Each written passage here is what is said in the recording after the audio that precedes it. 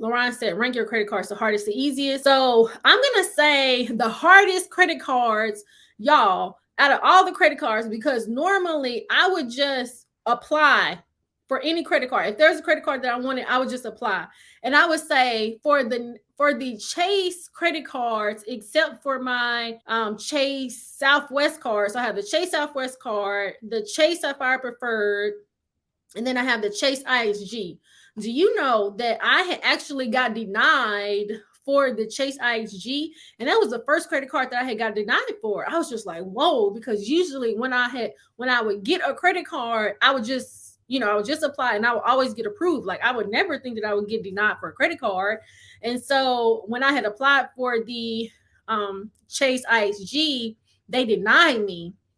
But see, the thing is, at that time, even though I don't think I was close, I don't know how close I was to the 5 and 24 for the Chase. So to me, I feel like Chase is kind of the hardest because I feel like they're kind of strict. And it seems like with the Chase credit card, so the IHG, they had denied me and I ended up calling and I got reconsidered. But the thing is, they took some of my credit limit from, at the time, my Chase Southwest credit card.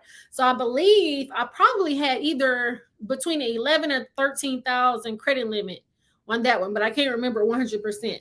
So when I had applied for the Chase ISG, you only had to spend like $2,000 within 3 months to get 160,000 points. So basically, when I got that one, I ended up just transferring $3,000 from my Chase Southwest credit card over to that one. And so technically I wasn't approved, but I was approved because I took the money from the one credit card. So I hope that makes sense. So then by the time in 2020, when I had applied for the Chase Sapphire Preferred, do you know that technically, even though they didn't deny me, they reconsidered me because they were stating with my Chase Southwest credit card and my Chase ISG that I had low usage on those credit cards.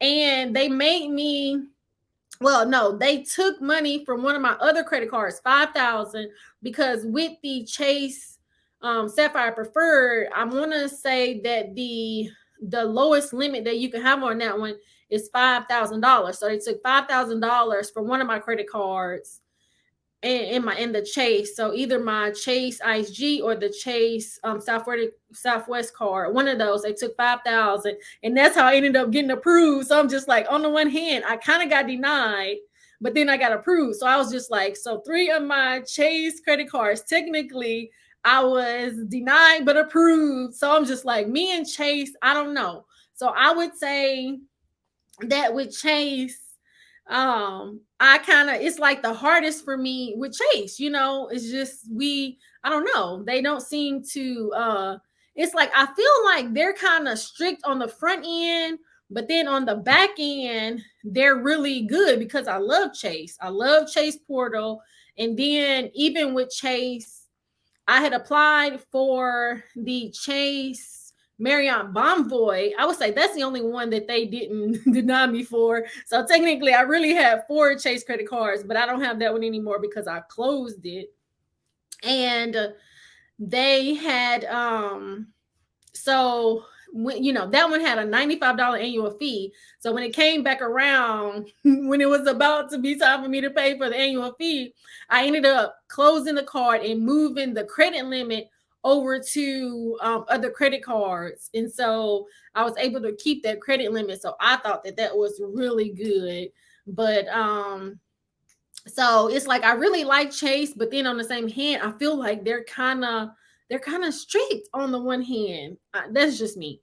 And then I would say the easiest.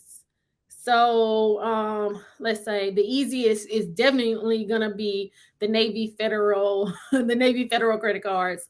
I believe that they're the easiest.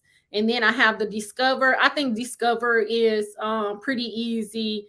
And see, like how I really approach credit is, that's why I really feel like credit literacy and understanding our credit is very important, because on the one hand, I feel like you should be able to apply for any credit card that you want, but we have to kind of understand their guidelines because on the one hand, I'm really applying for, quite a bit of credit cards. So if they pull my credit report around that time and they saw a lot of inquiries, or if I have a credit card, like I had those two Chase credit cards and I really wasn't using them, then I could possibly see that they could consider, well, why should we approve you for this credit card and you're not really using those two credit cards? So I think that's the one, kind of to me, the one difficulty of having a whole lot of credit cards.